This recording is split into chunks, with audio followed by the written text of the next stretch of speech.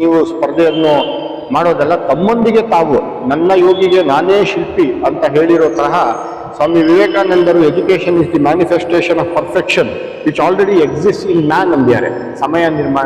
ಸಮಯ ನಿರ್ವಹಣೆ ಆಗಿರ್ಬೋದು, ವ್ಯಕ್ತಿತ್ವ ವಿಕಸನ ಇರ್ಬೋದು, ಇಲ್ಲ ನೀವು ಯಾವುದನ್ನು ಓದಬೇಕು ಯಾವುದನ್ನು ಓದಬಾರ್ದು, ಅದ್ರ ಜೊತೆಗೆ ಹಲವಾರು ವಿಷಯಗಳು, ನಿಮ್ಮ ಕಲಿಕೆಯ ಬಗೆಗೆ ಆಸಕ್ತಿ, ಆಮೇಲೆ ಅದ್ರ ಬಗ್ಗೆ ಸಮಯ ಪಾಲನೆ, ಕರ್ತವ್ಯ ಪಾಲನೆ, ನಿಮ್ಮ ಅಸ್ಥಿತೆಯ ಆತ್ಮೆ, ಈ ಥರ ಹಲವು ನಕಾರಾತ್ಮಕ ಗಡಿಯಾಚೆ ಹಲವಾರು ಒಂದು ಸಣ್ಣ ಸಣ್ಣ ಅಧ್ಯಾಯಗಳಲ್ಲಿ ಒಟ್ಟು 30 ಅಧ್ಯಾಯಗಳಲ್ಲಿ ಈ ಪುಸ್ತಕವನ್ನು ತರ್ಜುಮೆ ಮಾಡಲಾಗಿದೆ.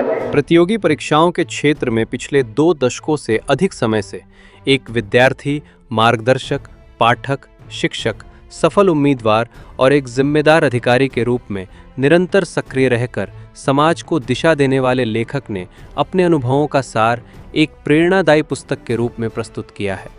लेखक बताते हैं कि उन्होंने कई बार ये वाक्य सुना है, मेरे पास पढ़ने वाला छात्र नौकरी पा गया लेकिन मुझे सफलता नहीं मिली। ऐसे सभी संघर्षरत अभ्यर्थियों को ये पुस्तक समर्पित की गई है। लेखक का मानना है कि आज की कठिन प्रतियोगी परीक्षाओं के लिए केवल पाठ्यक्रम का ज्ञान पर्याप्त नहीं है, बल्कि जीवन की वास्तविकताओं को समझने, मानसिक दृढ़ता और आत्मबल को विकसित करने वाली पुस्तकों की अत्यंत आवश्यकता है। इसी आत्ममंथन के दौरान लेखक को META कंपटीशन नामक पुस्तक से गहन प्रेरणा मिली। लेखक के वरिष्ठ मित्र और मार्गदर्शक डॉक्टर खान तथा उनकी विशेषज्ञ टीम ने व्यक्तित्व निर्माण के लिए आत्म संघर्षों से निडर होकर लड़ने और विजय प्राप्त करने हेतु आवश्यक वैचारिक हथियार प्रदान किए।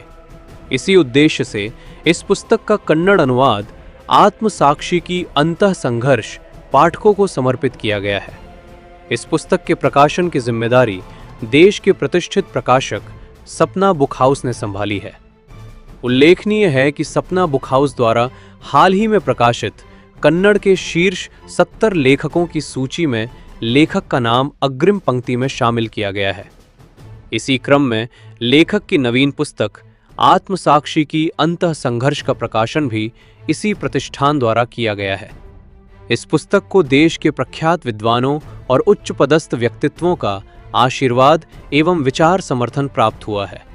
इनमें प्रमुख हैं न्यायमूर्ति डॉक्टर N संतोष हेगड़े, भारत के सर्वोच्च न्यायालय के सेवानिवृत्त न्यायाधीश एवं कर्नाटक के पूर्व लोकायुक्त श्री CV गोपीनाथ, भारत सरकार के सेवानिवृत्त अतिरिक्त सचिव एवं संस्थापक निदेशक संकल्प IAS अकेडमी नई दिल्ली डॉक्टर पुरुषोत्तम बीड़ीमले, अध्यक्ष कन्नड़ विकास प्राधिकरण एवं सेवानिवृत्त कन्नड़ प्रोफेसर जवाहरलाल नेहरू विश्वविद्यालय नई दिल्ली।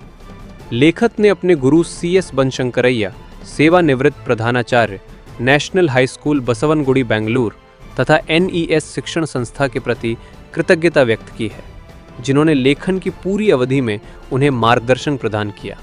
इस पुस्तक की भूमिका कर्नाटक संस्कृत विश्वविद्यालय के सेवानिवृत्त कुलपति प्रोफेसर मल्लेपुरम जी वेंकटेश द्वारा लिखी गई है, जिससे पुस्तक की वैचारिक और शैक्षणिक मूल्यवत्ता और अधिक बढ़ गई है।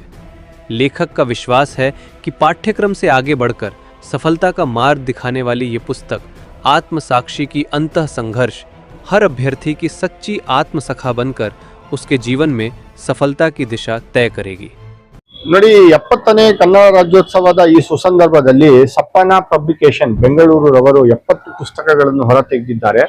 ಇಡೀ ಒಂದು ಭೂಮಂಡಲ, ಇಡೀ ವಿಶ್ವದಿಂದ ಹಲವಾರು ಪುಸ್ತಕಗಳಿಗೆ ಇವರು ಆಹ್ವಾನಿಸಿ ಅದರಲ್ಲಿ ಕೇವಲ 70 ಪುಸ್ತಕಗಳನ್ನು ಮಾತ್ರ ಇವರು ಆಯ್ಕೆಯನ್ನು ಮಾಡಿ ಇವರು ಇಂದು ಈ ಸುಸಂದರ್ಭದಲ್ಲಿ ಗಾಂಧಿ ಭವನ ಬೆಂಗಳೂರಿನಲ್ಲಿ ಇವತ್ತು ಹೊರತಂದಿದ್ದಾರೆ, ಮುದ್ರಿಸಿ ಪ್ರಕಟಿಸಿದ್ದಾರೆ. ಈ ಒಂದು ಆತ್ಮಸಾಕ್ಷಿ ಅಂತರ್ಸಂಘರ್ಷ ನನ್ನ ಡೆಲ್ಲಿಯ ಖಾನ್ ಟೀಚರ್ ಅಂತ ಏನಿದ್ದಾರೆ ಅವರು ಬರೆದಿರುವಂತಹ ಮೆಟಾ ಕಾಂಪಿಟೇಷನ್ ಬುಕ್ಕಿನ ಕನ್ನಡದ ಅನುವಾದ ಆಗಿದೆ. ಇದು ಸ್ಪರ್ಧಾರ್ಥಿಗಳಿಗೆ KAS, IAS, FDA, PSI ಅಥವಾ PDO ಯಾವುದೇ ಒಂದು ಪರೀಕ್ಷೆಯನ್ನು ಎದುರಿಸಲು ನಿಮಗೆ ಆತ್ಮವನ್ನು ಹೇಗೆ ಆತ್ಮಸ್ಥೈರ್ಯವನ್ನು ತುಂಬಿಕೊಳ್ಬೇಕು ಅಂತ ಈ ಬುಕ್ ಹೇಳುತ್ತೆ. ಈ ಪುಸ್ತಕ ಬಹಳ ಒಂದು ಸಲಿಲವಾದ ಒಂದು ಕನ್ನಡ ಆಡು ಭಾಷೆಯಲ್ಲಿ ಬರೆಯಲಾಗಿದೆ. ಆತ್ಮಸಾಕ್ಷಿ ಅಂತರ್ಸಂಘರ್ಷ ಅಂದ್ರೆ ನೀವು ಪರೀಕ್ಷೆಗಳಿಗೆ, ನೀವು ಸ್ಪರ್ಧಾರ್ಥಿಗಳು ಒಂದು ಸ್ಪರ್ಧಾತ್ಮಕ ಪರೀಕ್ಷೆಗಳನ್ನು ಎದುರಿಸುವವರು ಕೇವಲ ನೀವು ಸ್ಪರ್ಧಾ ಜಗತ್ತಿಗೆ ಬೇರೆಯವರ ಜೊತೆ ನೀವು ಸ್ಪರ್ಧೆಯನ್ನು ಮಾಡೋದಲ್ಲ, ತಮ್ಮೊಂದಿಗೆ ತಾವು ನನ್ನ ಯೋಗಿಗೆ ನಾನೇ ಶಿಲ್ಪಿ ಅಂತ ಹೇಳಿರೋ ತರಹ ಸ್ವಾಮಿ ವಿವೇಕಾನಂದರು education is the manifestation of perfection which already exist in man ಅಂದಿದ್ದಾರೆ. ಸಮಯ ನಿರ್ವಹಣೆ ಆಗಿರ್ಬೋದು, ವ್ಯಕ್ತಿತ್ವ ವಿಕಸನ ಇರ್ಬೋದು, ಇಲ್ಲ ನೀವು ಯಾವುದನ್ನು ಓದಬೇಕು ಯಾವುದನ್ನು ಓದಬಾರದು, ಅದ್ರ ಜೊತೆಗೆ ಹಲವಾರು ವಿಷಯಗಳು, ನಿಮ್ಮ ಕಲಿಕೆಯ ಬಗೆಗೆ ಆಸಕ್ತಿ, ಆಮೇಲೆ ಅದ್ರ ಬಗ್ಗೆ ಸಮಯ ಪಾಲನೆ, ಕರ್ತವ್ಯ ಪಾಲನೆ, ನಿಮ್ಮ ಅಸ್ಥಿತೆಯ ಆತ್ಮೆ, ಈ ತರ ಹಲವು ನಕಾರಾತ್ಮಕ ಗಡಿಯಾಚೆ ಹಲವಾರು ಒಂದು ಸಣ್ಣ ಸಣ್ಣ ಅಧ್ಯಾಯಗಳಲ್ಲಿ, ಒಟ್ಟು 30 ಅಧ್ಯಾಯಗಳಲ್ಲಿ ಈ ಪುಸ್ತಕವನ್ನು ತರ್ಜುಮೆ ಮಾಡಲಾಗಿದೆ. ದಯವಿಟ್ಟು ಈ ಪುಸ್ತಕನ ತಗೊಳ್ಳಿ, ಓದಿ, ಎಲ್ಲರೂ ಸಹ ಜಯಶೀಲರಾಗಿ ಮುಂದಿನ ಭವ್ಯ ಭಾರತದ ನಿರ್ಮಾಣಕ್ಕೆ ನೀವು ನಾಂದಿಯನ್ನು ಹಾಡಿ ಒಂದು ದಾರಿ ದೀಪರಾಗಿ. ಸರಿ, IAS IPS ಓದೋರಿಗೆ ಇದು ಪ್ರೋತ್ಸಾಹ ಕೊಡುತ್ತೆ. ಇದರಲ್ಲಿ ನೀವೆಲ್ಲ ಬರ್ತಿದ್ದೀರಾ, ಎಲ್ಲಿ ಸಿಗುತ್ತೆ ಸರ್ ಈ ಬುಕ್? ನೋಡಿ, ನಿಮ್ಗೆ ಸಪನಾ ಪಬ್ಲಿಕೇಶನ್ ಅವ್ರು ಪಬ್ಲಿಷ್ ಮಾಡಿದ್ದಾರೆ. ಆನ್ಲೈನ್ ಅಲ್ಲಿ ಸಿಗುತ್ತೆ, ಅಮೆಝಾನ್ ಅಲ್ಲಿ ಸಿಗುತ್ತೆ, ಫ್ಲಿಪ್ಕಾರ್ಟ್ ಅಲ್ಲಿ ಸಿಗುತ್ತೆ. ಹಾಗೂ ಸಪ್ನಾ ಕರ್ನಾಟಕದ ಎಲ್ಲಾ ಜಿಲ್ಲಾ ಕೇಂದ್ರಗಳಲ್ಲಿ ತಮ್ಮ ಮಳಿಗೆಗಳನ್ನ ತೆಗೆದಿದ್ದಾರೆ. ಎಲ್ಲಾ ಕಡೆ ಈ ಪುಸ್ತಕ ಸಿಗುತ್ತೆ. ನೀವು ಇದು ಕನ್ನಡ ರಾಜ್ಯೋತ್ಸವದ ಒಂದು ವಿಶೇಷ ಇದು ಒಂದು ಸಂಚಿಕೆ ಆಗಿರುವುದರಿಂದ 20-25% ರಿಯಾಯಿತಿನೂ ಸಹ ಈ ಪುಸ್ತಕಕ್ಕೆ ಕೊಡ್ತಾರೆ. ದಯವಿಟ್ಟು ಈ ಪುಸ್ತಕನ ದಯವಿಟ್ಟು ತಗೊಂಡು ಓದಿ. ಅದ್ರ ಜೊತೆಗೆ ನೀವು ಸ್ಪರ್ಧಾ ಮನೋಭಾವವನ್ನು ಬೆಳೆಸಿಕೊಳ್ಳಿ, ಹಾಗೂ ನಮ್ಮ ಭಾರತದ ಸತ್ಪ್ರಜೆಗಳಾಗಿ ಅಂತ ನಾನು ಎಲ್ಲಾ ಪರೀಕ್ಷಾರ್ಥಿಗಳಲ್ಲಿ, ವಿದ್ಯಾರ್ಥಿ ಮಿತ್ರರಲ್ಲಿ, ಓದಿಗರಲ್ಲಿ ಕೇಳ್ಕೊಳ್ತೇನೆ. ಸರ್, ಇವತ್ತು ಸಪ್ನಾ 20 ಬುಕ್ ಬಿಡುಗಡೆ ಆಗಿದೆ, ಅದರಲ್ಲಿ ನಿಮ್ಗೊಂದು ಬಿಡುಗಡೆ ಆಗಿದೆ, ಏನು ಹೇಳಕ್ಕೆ ಇಷ್ಟಪಡ್ತೀರಾ ಸರ್? ನೋಡಿ, ನಂದು ಇದು ಮೊದಲನೇ ಪುಸ್ತಕ ಅಲ್ಲ, ಇದು 14ನೇ ಪುಸ್ತಕ. ಇದು ಸಪ್ನಾಲಿ IAS ಮುಖ್ಯ ಪರೀಕ್ಷೆ ಕೈಪಿಡಿನ ಏನು ನಾನು ಬರೆದಿದ್ದೆ, ಅದು ಬಹಳ ಹೆಚ್ಚು ಜನಪ್ರಿಯ ಆಗಿದೆ.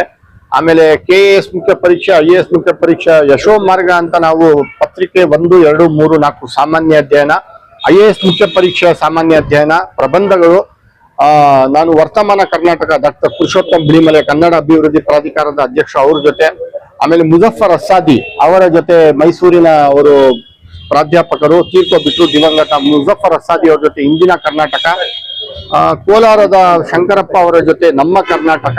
ಈ ರೀತಿ ಕನ್ನಡ ರಾಜ್ಯೋತ್ಸವದ ವಿಶೇಷ ಸಂಚಿಕೆಗಳನ್ನು ನಾನು ಸಪ್ನಾ ಪಬ್ಲಿಕೇಶನ್ ಇಂದ ಹೊರತಂದಿದ್ದೇನೆ. ಹೆಚ್ಚು ಜನಪ್ರಿಯವಾಗಿದೆ. ಕನ್ನಡ ನಾಡು ನುಡಿ ಸಂಸ್ಕೃತಿಯ ಬಗ್ಗೆ ಇದು ಹೆಚ್ಚು ನಿಮಗೆ ತಿಳಿಸ್ಕೊಡುತ್ತೆ. IAS ಮುಖ್ಯ ಪರೀಕ್ಷೆ ಐಚ್ಛಿಕ ಕನ್ನಡ ಪತ್ರಿಕೆ 1, ಪತ್ರಿಕೆ 2ರ ಪುಸ್ತಕಗಳು ಸಹ ಸಪ್ನಾ ಮಳಿಗೆಯಲ್ಲಿ ಲಭ್ಯವಿದೆ. ಎಲ್ಲಾ 35 ವರ್ಷದ ಪ್ರಶ್ನೆ ಪತ್ರಿಕೆಗಳಿಗೆ ಉತ್ತರವನ್ನು ನಾವು ಬಿಡಿಸಿ ಹೇಳಿದ್ದೇವೆ. ಸಾಮಾನ್ಯ ಅಧ್ಯಯನದ ಎಲ್ಲ ಪುಸ್ತಕಗಳು, IAS ಮುಖ್ಯ ಪರೀಕ್ಷೆ ಪುಸ್ತಕಗಳು ಸಪ್ನಾ ಪಬ್ಲಿಕೇಶನ್ ಇಂದ ಪ್ರಕಟಣೆಗೊಂಡಿದೆ.